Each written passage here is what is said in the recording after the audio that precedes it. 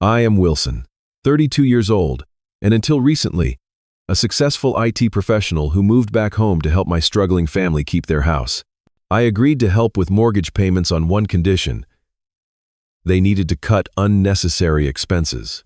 Never did I imagine I would come home from a business trip to find the locks changed and my belongings piled on the front lawn.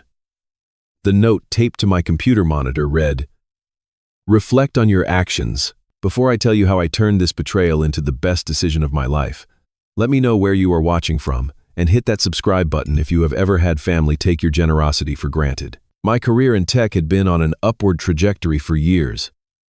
After graduating with a computer science degree, I started as a junior developer at a mid-sized software company. Within 3 years, I had worked my way up to senior developer, and 2 years after that, I was promoted to project manager. By the time I turned 30, I was leading a team of 15 developers and earning 6 figures. I had my own apartment in the city, a healthy savings account, and was even considering buying my first home. Then came the phone call that changed everything. It was a Tuesday evening in April when my mother called, her voice trembling. "Wilson, we need to talk about something serious," she said. "Your father's business is failing, and we are at risk of losing the house." My father had owned a small printing company for 20 years. It had always provided a comfortable living for our family. But with the shift to digital, his business had been declining for years. He had been too proud to admit the extent of their financial troubles, and now they were 3 months behind on the mortgage. The thought of my parents losing our childhood home hit me hard. It was the house I grew up in, with the treehouse my father built in the backyard, the height marks on the kitchen doorframe, and the bedroom window I used to sneak out of as a teenager. That house held every memory of my childhood. "How bad is it?" I asked. "We need $15,000 to catch up on the mortgage, and then we need help with the monthly payments until your father can either turn the business around or find something else," my mother explained. I did some quick calculations in my head. I could afford to help them, but it would mean postponing my own plans to buy a house. Still, they were my family. "I will help," I told her, "but I will need to move back home temporarily to save on rent and help manage the finances." My mother cried with relief.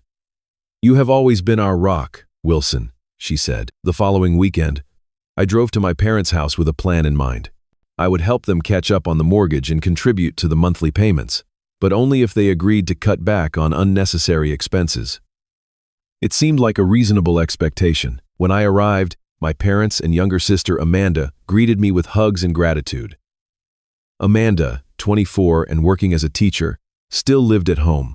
We sat around the dining table, the same one where we had shared family meals for decades, and I outlined my proposal. "I can cover the $15,000 you need right away," I said, "and I can contribute $2,000 monthly toward the mortgage. But we need to cut back on other expenses." My father nodded solemnly. "Whatever you think is best, son. We appreciate your help more than you know." We had an open discussion about what expenses could be reduced. Streaming services could be limited to 1 or 2 instead of the 5 they currently had. Eating out, which my parents did several times a week, would be reduced to once a month. Shopping for non-essential items would be put on hold. "We just need to weather this storm for a while," I explained. "Once Dad's business situation improves, or he finds a new source of income, things can go back to normal." Everyone agreed to the plan. My mother hugged me, tears in her eyes. "You are saving us, Wilson," she said. The next day, I transferred the $15,000 to their account for the mortgage back pay and began moving my belongings from my apartment to my old bedroom. I gave notice to my landlord, explaining I would be moving out at the end of the month. I also spoke with my boss about working remotely 3 days a week, which he approved given my track record. I was putting my own life plans on hold, but it felt like the right thing to do. Family comes first, I thought. The first few weeks went smoothly. I settled back into my old room, which my mother had kept largely the same since I moved out years ago. We had family dinners together, and there was a sense of teamwork as we navigated this financial challenge. But then I started noticing small things. Amanda came home with shopping bags from expensive clothing stores. My father mentioned in passing that he had gone golfing with his friends, an activity that I knew came with hefty club fees. My mother invited her book club over and served expensive wine. These were exactly the kind of unnecessary expenses I had asked them to cut back on. When I gently reminded them of our agreement, they brushed it off. "It was just a small purchase," Amanda said when I questioned her new clothes. "I have been a member of that golf club for 15 years. I cannot just quit," my father argued. "The book club is important for my social life," my mother explained. I tried to be understanding. Change is hard, and they were going through a stressful time. I decided to give them some grace and hoped they would gradually adjust to the new financial reality. Little did I know that these early warning signs were just the beginning of a pattern that would ultimately lead to a devastating betrayal. About a month after moving back home, I was helping my mother organize some paperwork when I came across their credit card statements. What I saw made my stomach drop. Despite our agreement, the spending had not decreased at all. In fact, it seemed to have increased. There were charges from restaurants, retail stores, and even a spa day for my mother. The golf club membership that my father claimed he could not give up cost $400 monthly. Amanda had spent over $300 on clothes in a single shopping trip. That evening, I decided to have a conversation with my father about the golf club membership specifically. We were in the living room, and I tried to approach the subject diplomatically. "Dad, I noticed the golf club membership is pretty expensive," I said. "Is there a more affordable option? Or maybe you could take a break from it until the financial situation improves?" His reaction surprised me. Instead of acknowledging the issue, he became defensive. "That club is my only outlet for stress," he said firmly. "Your mother and I have worked hard all our lives. We deserve some pleasures." Before I could respond, my mother joined the conversation, immediately taking my father's side. "Wilson, your father needs some outlet for stress. The business problems are taking a toll on him. You cannot expect him to give up everything." I tried to explain that I was not asking them to give up everything, just to cut back temporarily. But they were not listening. The conversation ended with tension hanging in the air. Over the next few weeks, I noticed a shift in Amanda's attitude toward me as well. Initially grateful for my help, she now seemed to view my presence as an intrusion. She made snide comments about me policing their spending and rolled her eyes whenever I brought up the budget. One evening, I overheard a conversation between my parents and sister that hurt me deeply. I was coming down the stairs when I heard my name mentioned in the kitchen. "Wilson has become so controlling," Amanda was saying. "It is like we cannot make any decisions without his approval." "I know," my mother sighed. "I appreciate his help, but he acts like he owns the house now." "We should not have to justify every penny we spend," my father added. "We are adults, not children." I stood frozen on the stairs, hurt by their words. I was not trying to control them. I was trying to help them avoid financial disaster. The fact that they could not see that was deeply disappointing. The next blow came when I discovered my parents had bought expensive gifts for my cousin's graduation. They had spent nearly $500 on presents that, while nice, were far from necessary, given our current situation. When I brought it up during dinner, the atmosphere immediately became tense. "They are family," my mother said defensively.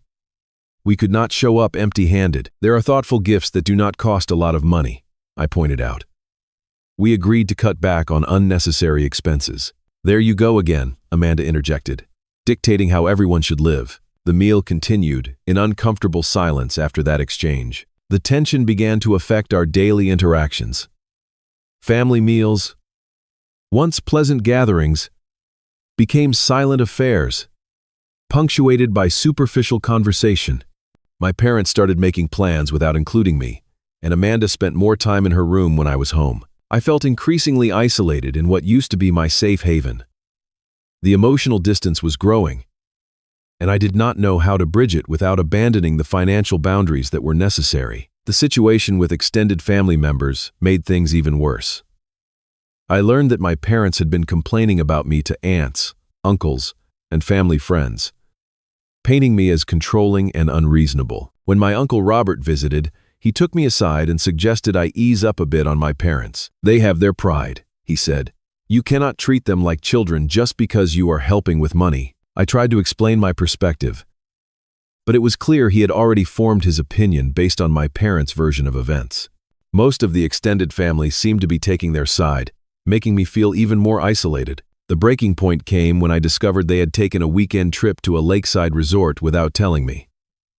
I found out only because I saw the charge on the credit card statement: $800 for 2 nights. When confronted, my father dismissed it as a necessary mental health break. My mother added that they did not tell me because they knew I would object. That was when I realized they had no intention of keeping their promise to cut back on expenses. They were happy to accept my financial help, but unwanted my input on their spending habits. They wanted the solution without making any sacrifices. The disappointment I felt was profound. I had put my life on hold to help them, and this was how they repaid my sacrifice. After discovering the secret weekend trip, I decided it was time for a serious family meeting. I called everyone to the dining room one evening and laid out my concerns directly. I moved back home and am contributing significantly to the household finances based on an agreement we all made, I began. That agreement included cutting back on unnecessary expenses while we work through this financial challenge. But from what I have seen, that is not happening. I presented the credit card statements I had found and outlined the pattern of spending that violated our agreement. I was calm, but firm. I am not trying to control anyone's life, I explained. But I am not willing to postpone my own financial goals to subsidize lifestyle choices that are contributing to the problem. My father's face grew red as I spoke. When I finished, he slammed his hand on the table. "How dare you speak to us like this?" he demanded. "This is our house, and we will spend our money as we see fit. You have become heartless, Wilson. Money has changed you." His words stung, but I stood my ground. This is not about being heartless. This is about the agreement we made. I am helping with the mortgage so you do not lose the house, not so you can maintain a lifestyle you cannot currently afford. My mother, rather than mediating, began to cry. "I cannot believe you are being so cruel," she said between sobs. "After everything we have done for you." Her tears felt manipulative, designed to make me back down. Amanda sat with her arms crossed, glaring at me. "You are such a control freak," she spat. "Nobody asked you to move back and dictate how we should live. Actually, you did ask for my help," I reminded her. And we agreed on conditions. The argument continued, with accusations flying. My father called me selfish, my mother cried harder, and Amanda stormed out of the room. Nothing was resolved. In the days that followed, my mother gave me the silent treatment, responding to my questions with one-word answers. When she did speak to me, her tone was cold and distant. My father was overtly hostile, making snide comments about people who think money gives them power. Amanda took her undermining to another level. She began calling family members to complain about me, often while I was in the house, and could overhear. She painted me as a tyrant who had moved back home to control everyone. The narrative she created was so far from my intentions that it was disorienting. I felt completely isolated within my own family home. The walls of my childhood bedroom, once a source of comfort, now felt like a prison. I spent more time working, taking on extra projects to distract myself from the toxic atmosphere at home. My isolation led me to dig deeper into the family finances, hoping to find a solution that could work for everyone. What I discovered shocked me. Beyond the credit card spending, they had taken out a personal loan 6 months earlier that they had never mentioned to me.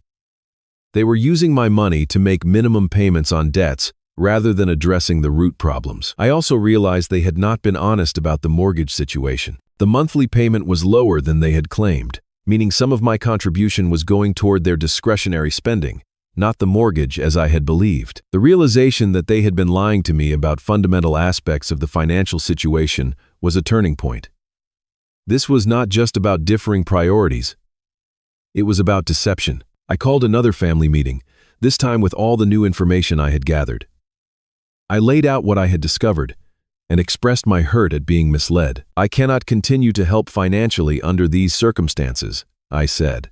"Either we create a strict budget that everyone adheres to, or I will stop contributing." My ultimatum was met with outrage. My father accused me of spying on them. My mother claimed I was abandoning them in their time of need. Amanda called me manipulative. "Fine," my father finally said. We will stick to your precious budget. But do not expect this house to feel like a home anymore." That night, dinner was eaten in complete silence. The tension was so thick, it was suffocating. As I looked around at the angry, resentful faces of my family, I wondered how we had reached this point. I had only wanted to help them, and now I was the enemy. The following week, I had to leave for a 3-day business trip. Before leaving, I reminded everyone of the budget we had agreed upon. My father nodded curtly, my mother said nothing, and Amanda was conveniently out of the house. As I packed my suitcase, I hoped that my absence might give them time to reflect on the situation. Maybe they would realize that I was trying to help, not control them. Maybe they would understand that financial discipline now meant security later. "I will be back on Thursday evening," I told my mother as I was leaving. "Take care." She merely nodded, not meeting my eyes. I left for my business trip with a heavy heart, unaware that I was about to face the greatest betrayal of all. My business trip had been productive but stressful, and I was looking forward to sleeping in my own bed. The 3 days away had given me time to reflect on the situation with my family. I had decided to try a gentler approach, perhaps finding ways to help them adjust to the budget gradually rather than expecting immediate compliance. As my rideshare pulled into our street on Thursday evening, I noticed something strange. There appeared to be boxes and bags on our front lawn. As we got closer, my confusion turned to disbelief. Those were my belongings scattered across the yard. "You can stop here," I told the driver, my voice barely a whisper. I stepped out of the car in a daze, approaching the pile of my possessions. My clothes, books, computer equipment, and personal items had been packed haphazardly into boxes and garbage bags. Some things had spilled onto the grass. My desk chair was tipped over on the lawn, but what caught my eye was a white envelope taped to my computer monitor. With trembling hands, I opened it and read the note inside. "Reflect on your actions while you find somewhere else to stay." The shock of the moment was overwhelming. I stood there, unable to process what was happening. Neighbors were peering out their windows, witnessing my humiliation. A couple walking their dog crossed to the other side of the street, stealing glances at me and the mess on the lawn. I approached the front door and tried my key. It did not work. I rang the doorbell, my heart pounding in my chest. After what felt like an eternity, the door opened, revealing my father, mother, and sister standing in a unified front. "What is going on?" I asked, my voice breaking. "Why are my things outside? Why did you change the locks?" My father stepped forward, his expression cold and resolute. "We have had enough of your controlling behavior, Wilson. This is our house, and we will not be disrespected under our own roof." "Disrespected?" I repeated incredulously. "I was trying to help you save this house." "You were trying to control us," my father continued, "using money to dictate how we should live, making us feel like children who cannot make their own decisions. That is not help. That is manipulation." My mother stood behind him, tears streaming down her face, but her expression was hardened with resolve. "We love you, Wilson, but we cannot live like this anymore. You need to understand that your approach was wrong." I looked to Amanda, hoping for some support, but her eyes were cold. "You should have listened when we told you how we felt," she said. "Instead, you doubled down and threatened to cut us off. Did you really think that would end well?" "I put my life on hold for you," I said, my voice rising with emotion. "I gave up my apartment, postponed buying my own house, contributed thousands of dollars to help you keep this one. And this is how you repay me." "We did not ask you to give up your life," my father retorted. "We asked for help, not a dictator. We think some time apart will be good for everyone," my mother added, her voice gentler but still firm. "You need to reflect on how you have been treating us." I could not believe what I was hearing. They had completely twisted the narrative, making me the villain in a story where I had sacrificed everything to help them. "You lied to me about the finances," I said, desperation creeping into my voice. "You agreed to a budget and then ignored it. You took my money while going behind my back." "We are done discussing this," my father said firmly. "You need to leave now. We have packed your things to make it easier." As if on cue, Amanda stepped forward and handed me a piece of paper. "Here is a list of affordable hotels nearby. she said, as if she was being helpful. The complete lack of empathy or recognition of my sacrifice was staggering. I looked at each of their faces, searching for some sign of the family I thought I knew, but found only strangers looking back at me. At least let me get my things properly packed, I pleaded, gesturing to the mess on the lawn. You have until dark, my father said before closing the door in my face. I stood there, staring at the closed door, feeling as though I had been punched in the stomach. The neighbors were still watching. A car slowed as it drove by, the driver craning their neck to see the unfolding drama. With shaking hands, I called a rental truck company and arranged for immediate delivery. Then I began the humiliating task of properly packing my belongings from the scattered mess on the lawn. Each item I picked up felt heavy with betrayal. As I worked, tears streamed down my face. The house I had grown up in, the family I had loved and tried to help, had rejected me in the cruelest possible way. Every memory, every moment of happiness I associated with this place, was now tainted. The rental truck arrived just as the sun was setting. I loaded my belongings, working mechanically, my mind numb with shock. As I placed the last box in the truck, I looked back at the house. The curtains in the living room moved slightly, someone watching me but unwilling to come out. I climbed into the truck and drove away from the only home I had ever known, with no idea where I was going or what would come next. The only certainty was the complete devastation I felt at my family's betrayal. I drove aimlessly for a while, finally pulling into the parking lot of a budget hotel. Sitting in the truck, I broke down completely. Sobs racked my body as the full weight of what had happened crashed over me. The family I had sacrificed everything for had thrown me away like garbage. In that moment, alone in a rental truck with my hastily packed belongings, I experienced a pain unlike anything I had ever known. It was not just the loss of my home or the humiliation of being locked out. It was the shattering of my fundamental belief in the bonds of family. The people who were supposed to love me unconditionally had chosen their lifestyle over our relationship. I checked into the hotel room, brought in only what I needed for the night, and collapsed on the bed, emotionally and physically exhausted. My phone buzzed with messages from my parents and sister, but I could not bear to read them. Whatever justifications or explanations they offered could not undo the damage they had done. That night, I cried myself to sleep in an unfamiliar room, surrounded by the wreckage of my life, wondering how I would ever recover from such a profound betrayal. The hotel room was cold and impersonal, a fitting backdrop to the emptiness I felt inside. I woke up disoriented, momentarily forgetting where I was and why. Then, the memories of the previous day came flooding back, and the pain hit me anew. I checked my phone, 6 missed calls and 12 text messages from my family. I could not bring myself to read them yet. Instead, I dragged myself to the shower, hoping the hot water might wash away some of the heaviness in my chest. It did not. After getting dressed, I sat on the edge of the bed, staring at the wall. What was I supposed to do now? Where was I supposed to go? My entire life had been upended in a single evening. The spiral of negative thoughts was overwhelming.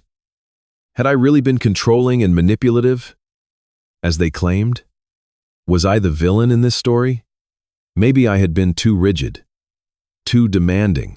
Maybe this was all my fault. But then I remembered the lies about the finances, the secret loan, the misrepresented mortgage amount.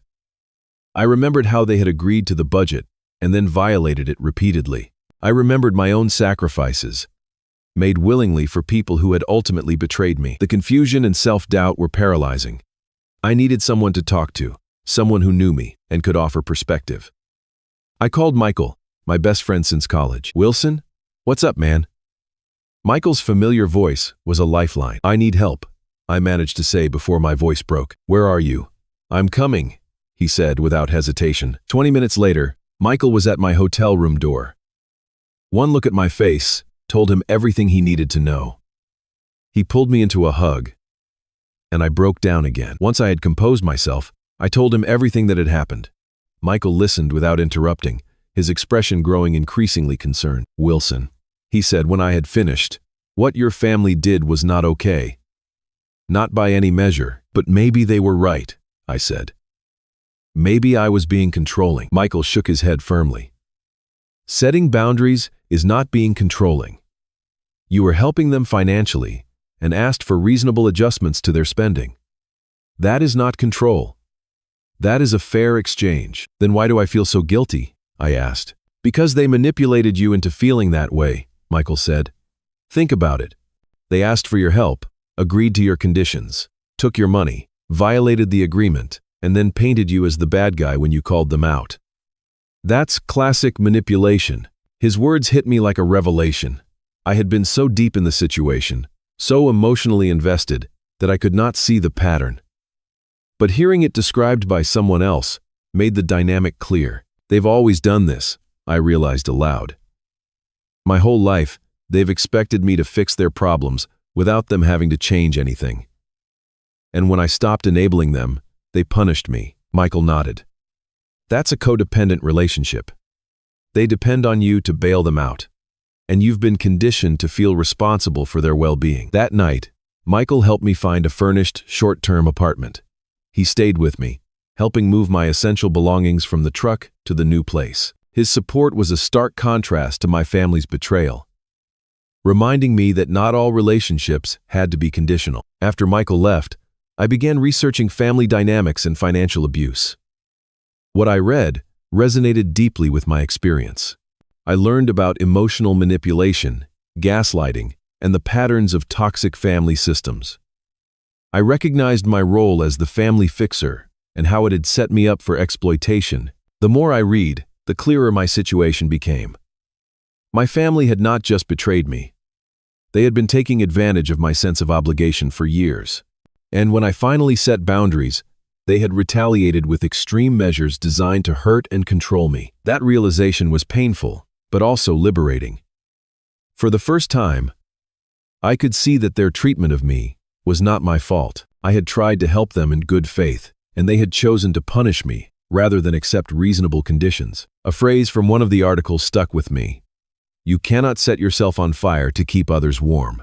That was exactly what I had been doing, sacrificing my own well-being for people who were unwilling to make even small sacrifices themselves. I made a decision that night, sitting in my temporary apartment, surrounded by hastily packed boxes. I would stop enabling their toxic behavior. I would prioritize my own well-being, and I would approach the situation from a position of strength, not guilt or obligation. I deserve better than to be used, I said aloud to the empty room. The words felt foreign at first, but also right. I did deserve better. Everyone did. Over the next few days, I developed a strategic plan. First, I would ensure my financial separation from my family.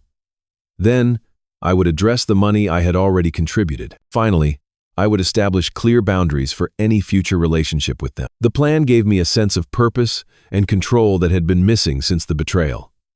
Instead of feeling like a victim, I felt like someone taking charge of their life. That night, for the first time since being locked out of my childhood home, I slept peacefully. The pain was still there, but alongside it was something new. Resolve. I would get through this, and I would come out stronger on the other side. As I drifted off to sleep, I realized that sometimes the greatest betrayals lead to the most important growth. My family had meant to punish me, but they had inadvertently set me free. The morning after my conversation with Michael, I called a lawyer who specialized in family financial disputes.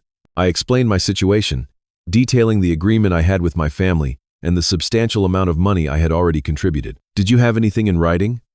The lawyer asked. No, I admitted. It was a verbal agreement. That makes it more challenging. But not impossible, she explained.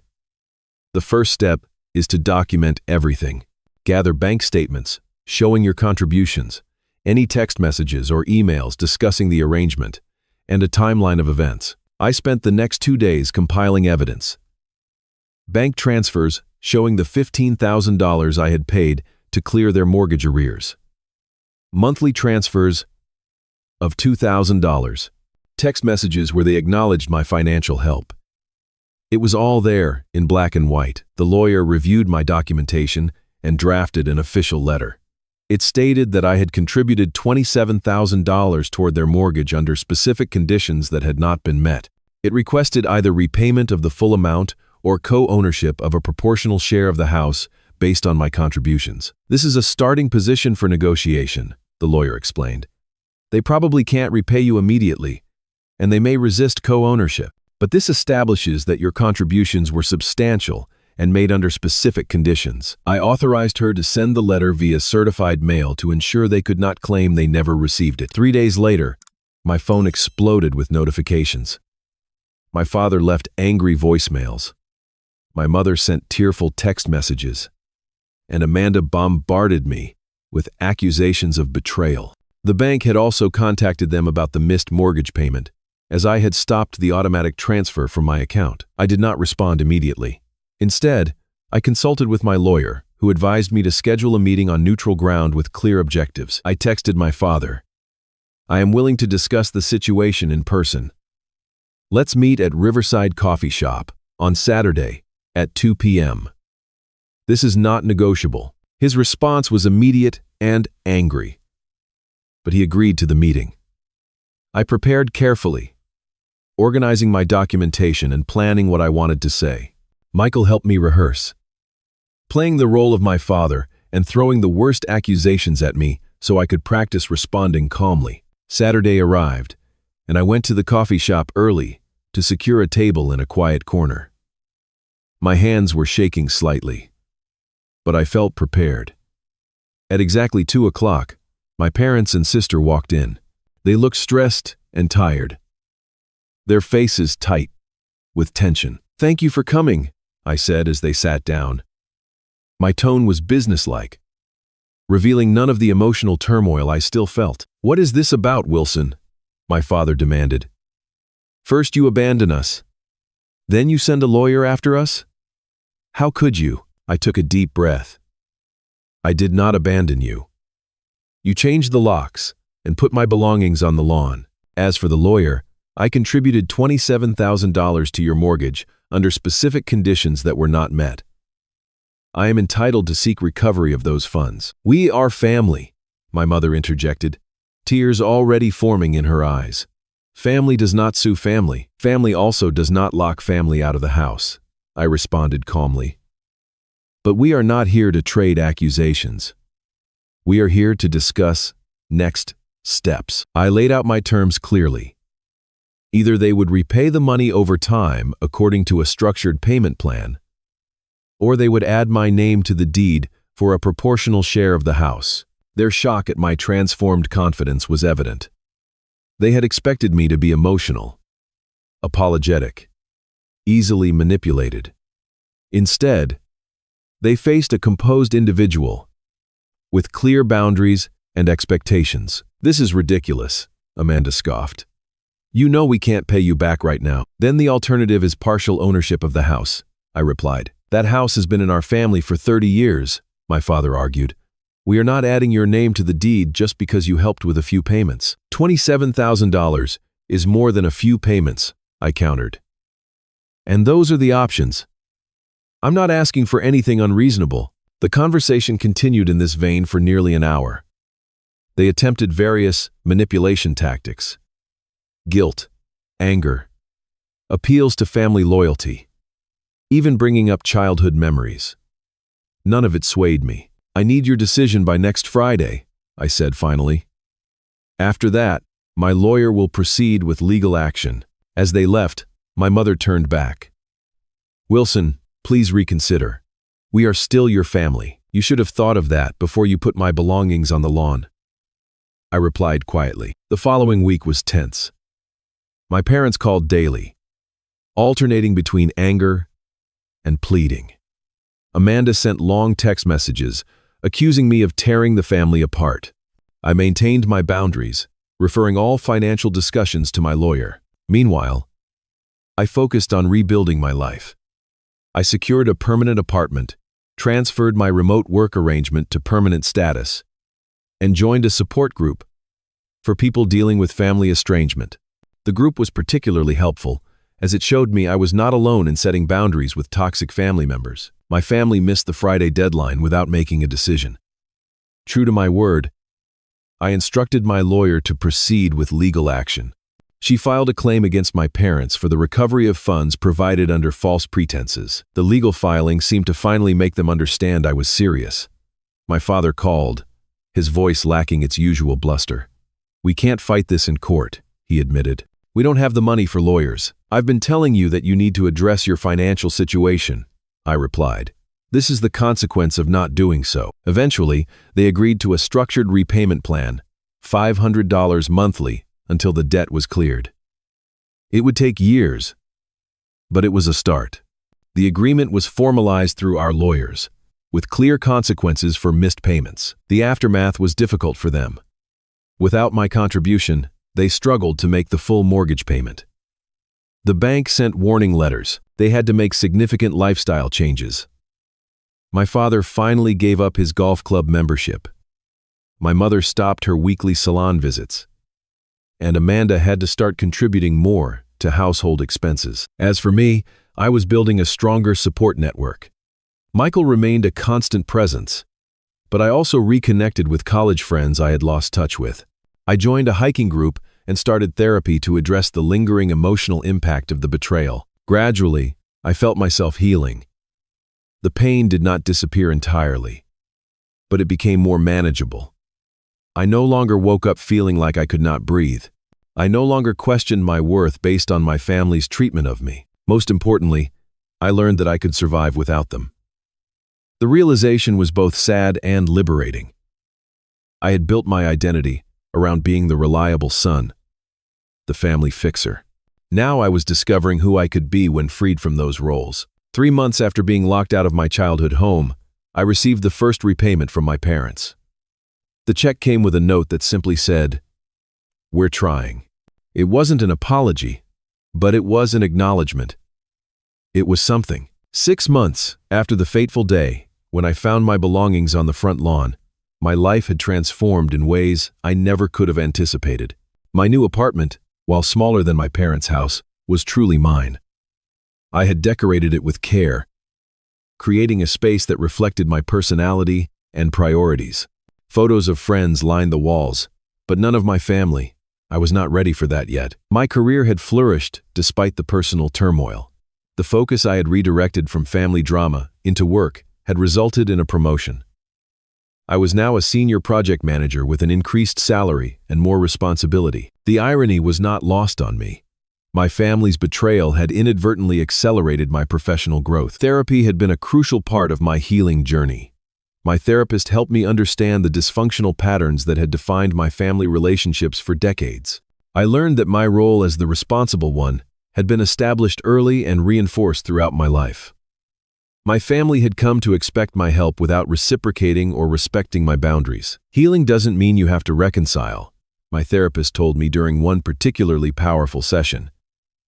It means you stop allowing their actions to control your well-being. Those words became a mantra for me. I was healing, regardless of whether my relationship with my family was restored. Contact with my family was limited and structured. I did not visit the house. Instead, we occasionally met at neutral locations for brief, civil interactions. I maintained firm boundaries about what I would and would not discuss. Financial matters were handled through our lawyers, not in person. 4 months into our repayment agreement, my parents missed a payment. When I inquired through my lawyer, I learned they were struggling financially. The reality they had been avoiding for years had finally caught up with them. The bank is threatening foreclosure again, my father admitted during one of our coffee shop meetings. He looked older, the stress etched into the lines of his face. We might have to sell the house and downsize. Instead of rushing to solve their problem as I would have in the past, I simply nodded. That might be the most responsible decision. They did end up selling the house, moving to a smaller 2-bedroom condo that was more affordable. The change was difficult for them, emotionally, but it was necessary financially. For the first time, they were facing the consequences of their choices without me shielding them. The process seemed to trigger a gradual shift in their perspective. During the moving process, my mother called and asked if I would help them sort through some of my childhood belongings they had found in the attic. "I understand if you don't want to," she added quickly. "We haven't been fair to you." It was the closest thing to an acknowledgement of their mistreatment that I had received. I agreed to meet them at the house one last time. Going back to my childhood home, now half emptied for the move, was surreal. Boxes were stacked in every room, and familiar furniture was tagged for sale or transport. The house felt smaller somehow, less significant than in my memories. In the attic, we found boxes of my school awards, childhood artwork, and teenage journals. As we sorted through these relics of my earlier life, something shifted in our interaction. We were not exactly comfortable, but there was a tentative openness. "We were wrong to treat you the way we did," my father said suddenly, not looking at me as he packed yearbooks into a box. "The lockout.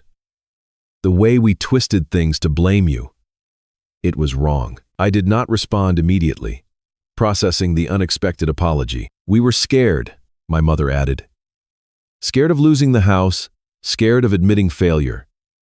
But that's no excuse for how we hurt you." "No, it's not," I agreed quietly. "But I appreciate you saying it." That day marked the beginning of a slow, careful reconstruction of our relationship. Not a return to what had been, but the tentative formation of something new, something healthier. Meanwhile, my personal growth continued. I started dating again, eventually meeting someone who respected my boundaries and understood my history. Sarah was kind but straightforward, supportive without being enabling. Our relationship developed slowly, built on mutual respect and open communication. When I told her about my family situation, she listened without judgment. "It takes courage to set boundaries with family," she said. "Most people never manage it." My circle of friends expanded as well. I reconnected with old connections and formed new ones. I joined a community volunteer group, finding fulfillment in helping others in a healthy, bounded way. The most profound change, however, was internal. I had discovered my own worth, independent of my role in my family. I had learned that love should not require self-sacrifice, that helping others should not come at the expense of my own well-being, and that true family, whether biological or chosen, respects boundaries. 1 year after being locked out of my childhood home, I met my parents and sister for dinner at a restaurant midway between our homes. The conversation was not entirely comfortable, but it was civil. We talked about current events, their new condo, my job. We carefully avoided the most painful topics. As we were finishing dessert, my father cleared his throat. "I want you to know that we are still making payments to the account your lawyer set up. We haven't missed any more." "I know," I said. "I get the notifications. We will pay back every penny," he continued. "It's the right thing to do." I nodded, recognizing the significance of his words. It was an acknowledgement of responsibility, a small step toward rebuilding trust. "And Wilson," my mother added, "we're proud of how well you're doing. Even if things between us aren't what they were." Those words, simple as they were, helped heal something in me. They could not erase the betrayal, but they suggested growth, both theirs and mine. As I drove home that night, I reflected on the incredible journey of the past year. From the devastating moment of finding my belongings on the lawn to the relative peace of the dinner we had just shared, from the overwhelming pain of betrayal to the quiet strength of boundaries maintained, I realized that sometimes being forced out of where you think you belong is the universe showing you where you are actually meant to be. My family's betrayal, painful as it was, had freed me from patterns that would have continued indefinitely otherwise. It had forced me to discover my own strength, to build healthier relationships, and to define success on my terms. The experience had taught me that true love does not control or manipulate. That family is defined by mutual respect, not just shared blood. That sometimes the hardest boundaries to set are the most important ones. Most of all, it had taught me that I could survive betrayal and emerge stronger, wiser, and more authentic. The family crisis that had seemed like the end of my world had actually been the beginning of a better one. I still carried scars from the experience, but they no longer defined me. They were simply part of my story, reminders of how far I had come and how much I had grown. Have you ever had to set difficult boundaries with family? How did you navigate that challenging situation? I'd love to hear your experiences in the comments below. And if this story resonated with you, please hit that like button and subscribe to hear more stories about overcoming family challenges. Remember, Sometimes the hardest decisions lead to the most important growth. Thank you for listening to my journey, and I wish you strength in your own.